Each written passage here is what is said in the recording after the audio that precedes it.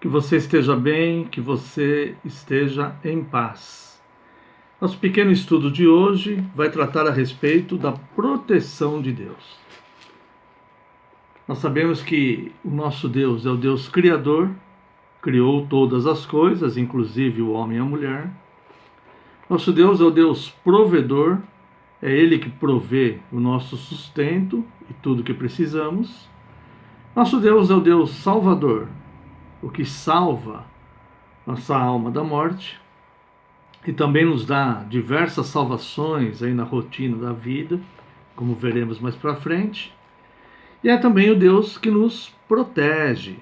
Para analisarmos isso, quero convidá-los a abrirem suas Bíblias no Salmo 33, leremos a partir do verso 16. Não há rei que se salve com o poder dos seus exércitos, nem por sua muita força se livra o valente. O cavalo não garante vitória. A despeito de sua grande força, a ninguém pode livrar. Eis que os olhos do Senhor estão sobre os que o temem, sobre os que esperam na sua misericórdia.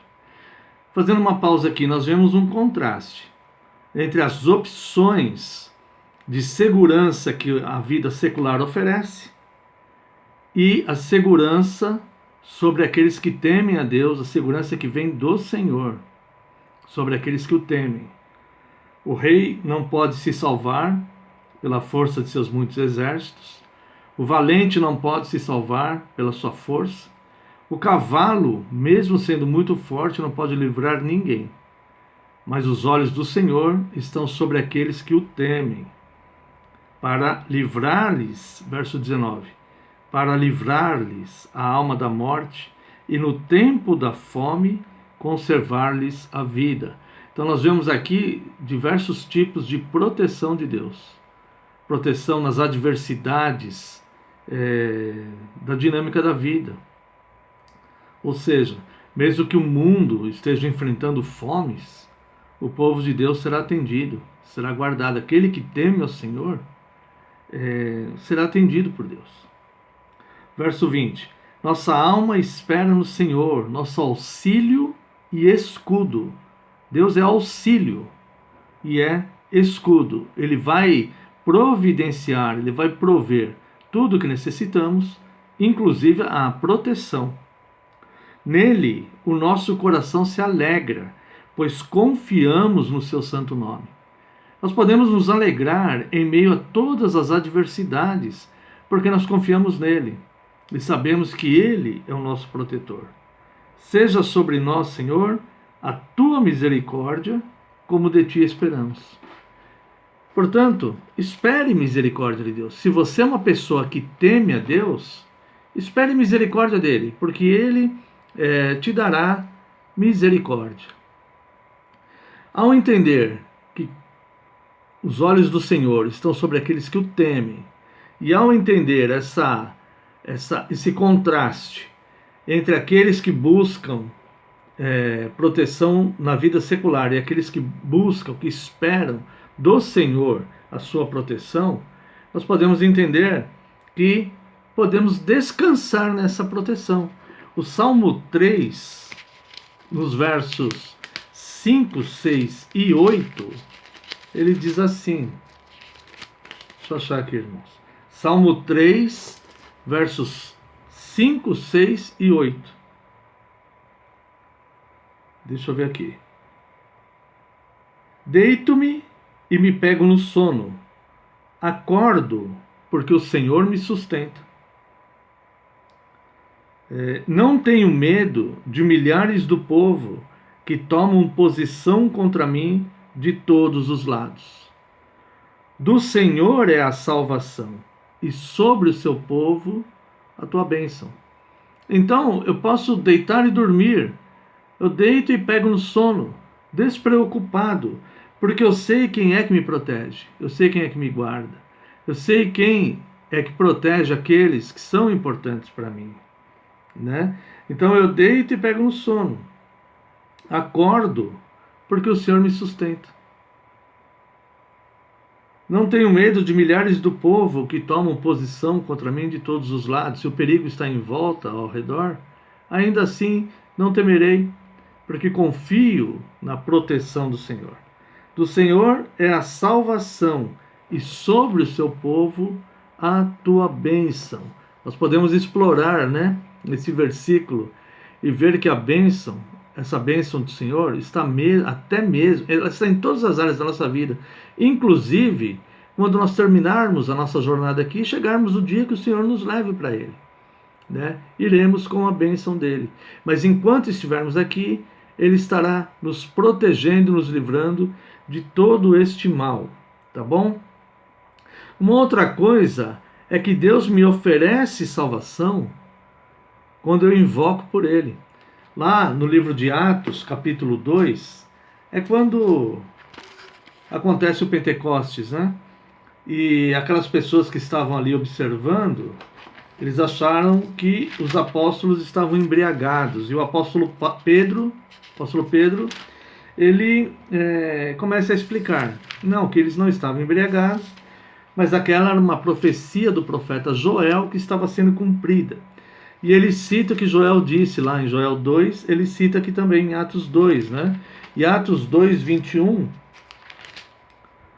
ele fala que Joel falou lá em Joel 2. E acontecerá que todo aquele que invocar o nome do Senhor será salvo. Não importa qual a adversidade, Deus é salvador. Deus nos salva do inferno, nos levando para a vida eterna, na última instância da nossa vida. Mas durante a nossa vida, Deus nos salva de perigos do dia a dia, da rotina, de todos as situações que podemos passar, perigos os mais diversos que passamos durante o dia. Tá? No finalzinho eu vou falar um pouquinho mais sobre isso. Então Deus, aquele que o invoca, Ele o salva.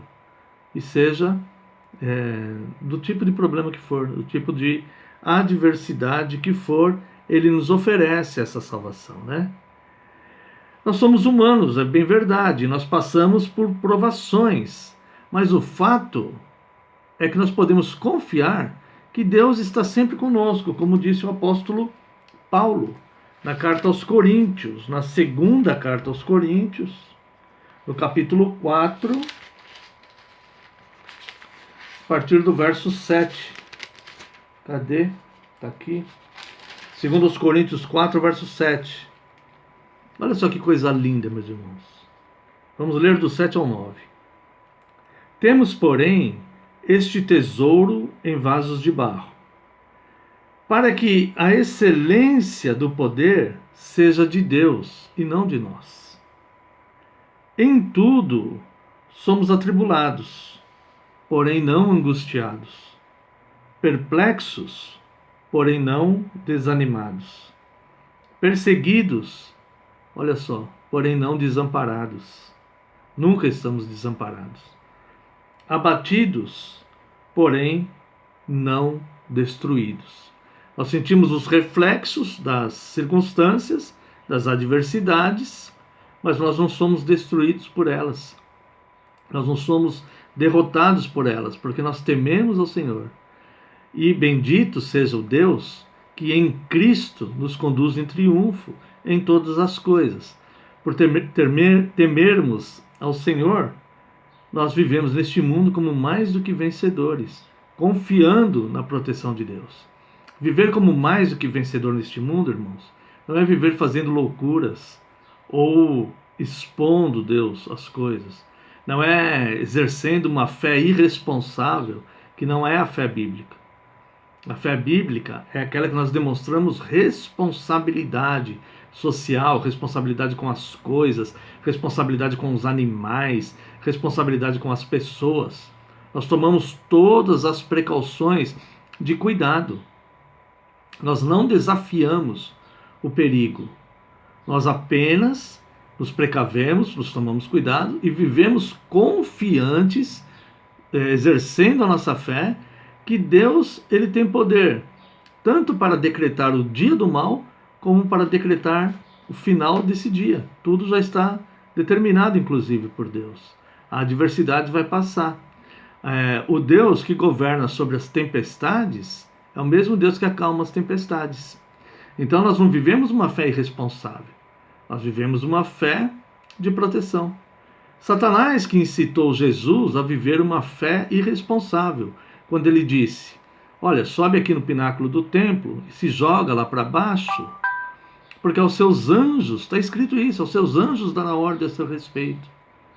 Isso seria uma fé irresponsável, seria a mesma coisa, quem conhece São Paulo, seria a mesma coisa que atravessar lá 23 de maio de olho fechado. Ninguém vai fazer isso. Nós devemos olhar, esperar o farol, observar para ver se já não vem mais nenhum carro, se estamos num momento de segurança para atravessar a avenida. Nós fazemos isso não é negar a fé. Isso é ter responsabilidade. Responsabilidade social, não expor ninguém a nada. E nós mesmos respeitarmos a fé que Deus nos deu. Se Ele nos deu os olhos, as pernas, a mente para pensarmos, é para nós procurarmos vivermos da forma mais segura possível. Nós trancamos a porta da nossa casa antes de dormirmos. Sabemos que não é isso que nos oferece a proteção, mas nós fazemos isso. Nós fazemos a nossa parte, tá bom? E finalmente, Deus é o Deus que nos oferece também a salvação espiritual. Quero ver com você lá em 1 João, capítulo 5, no verso 18. João 5,18. Sabemos que todo aquele que é nascido de Deus não vive em pecado. Antes, aquele que nasceu de Deus o guarda, e o maligno não lhe toca. Então, aquele que nasceu de Deus é aquele que teme ao Senhor, aquele que observa uma forma de viver na verdadeira fé cristã, sem fazer loucuras, sem desafiar a própria fé. Vivendo a fé responsável em Deus, tomando seus cuidados pessoais, cuidando da sua família, cuidando da comunidade onde ele vive, cuidando das pessoas e confiando em Deus, que Deus vai prover aquilo que nós não podemos fazer.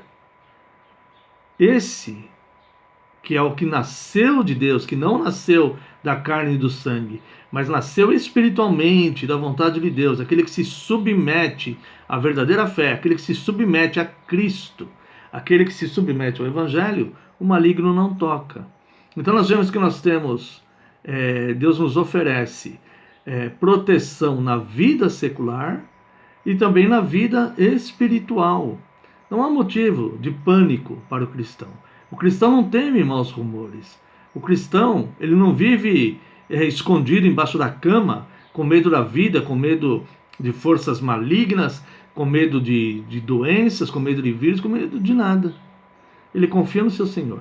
E os olhos do seu Senhor estão sobre ele, o guardando e o livrando. E finalmente, irmãos, para que nós possamos terminar este momento aqui, nós vamos ver lá em 1 Timóteo, capítulo 4, verso 10, o apóstolo Paulo diz assim: porque para isto trabalhamos e lutamos, pois esperamos no Deus vivo, que é o Salvador de todos os homens, principalmente dos fiéis. Quando nós vemos aqui que Deus é o Salvador de todos os homens, não se trata de universalismo, ou seja, que todos serão salvos. Não. Nós vemos aqui que tem uma diferença. Deus é o Salvador de todos os homens, principalmente os fiéis. Por que principalmente os fiéis? Porque os fiéis, além de salvação de situações na vida secular, Deus também oferece a salvação da vida eterna, a salvação do inferno. Gordon Clark, no seu livro As Epístolas Pastorais, entre a página 57 e 58, eu não me recordo bem, ele diz que Deus é salvador de todos os homens, no sentido que todos os homens necessitam de salvação ao longo da sua vida, salvação de situações, salvação de fome, salvação de espada, salvação da morte em batalha, salvação de derrota, ou seja, de situações cotidianas.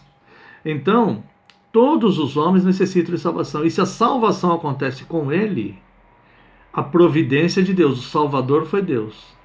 Porque Deus é o único que oferece salvação possível ao ser humano. mesmo para a manutenção da vida do ímpio, se esse for o propósito de Deus. Então nós podemos até imaginar assim, uma questão, alguém está se afogando e um salva-vidas vai até lá e consegue resgatar aquela pessoa lá da água e tira aquela pessoa e a mantém viva, e aquela pessoa acaba sobrevivendo. O salva-vidas foi lá de fato e providenciou aquela salvação, mas a salvação, o salva-vidas, ele foi a ferramenta nas mãos de Deus para que o salva-vidas chegasse a tempo ali e agisse de forma correta a ponto de salvar a pessoa. Se o salva-vidas chegasse fora de tempo, ou se não deu tempo dele chegar até lá, mesmo que por mais que ele tente, ele não consiga, se o propósito de Deus for levar a pessoa. Então toda salvação, quem provê é Deus. E nós podemos até finalizar, né, com um versículo bastante conhecido do Salmo 127, verso 1. Se o Senhor não edificar a casa, em vão trabalham os que a edificam. Se o Senhor não guardar a cidade, em vão vigia a sentinela. Então nós entendemos que a proteção, ela vem de Deus. Proteção para os momentos de adversidade, proteção do perigo, proteção da fome, todo tipo de salvação que a pessoa precisa ao longo da sua vida, e para o cristão, a salvação do inferno, das penas espirituais, por ele ter providenciado Cristo. Então, nós estamos totalmente protegidos naquele que de fato é poderoso para nos guardar. Para finalizarmos, nós vamos ler de novo o Salmo 33, versos, apenas o comecinho do texto que lemos, que é o verso 16, até um pouquinho mais para frente ali. Olha só. Não há rei que se salve com o poder dos seus exércitos, nem por sua muita força se livra o valente. O cavalo não garante vitória, a despeito de sua grande força, a ninguém pode livrar. Eis que os olhos do Senhor estão sobre os que o temem, sobre os que esperam na sua misericórdia, para livrar-lhes a alma da morte e no tempo da fome conservar-lhes a vida. Descansa no Senhor, tema a Ele, guarde os seus mandamentos, porque Ele é o nosso protetor. Pense nisso, que Deus te abençoe. Fique em paz.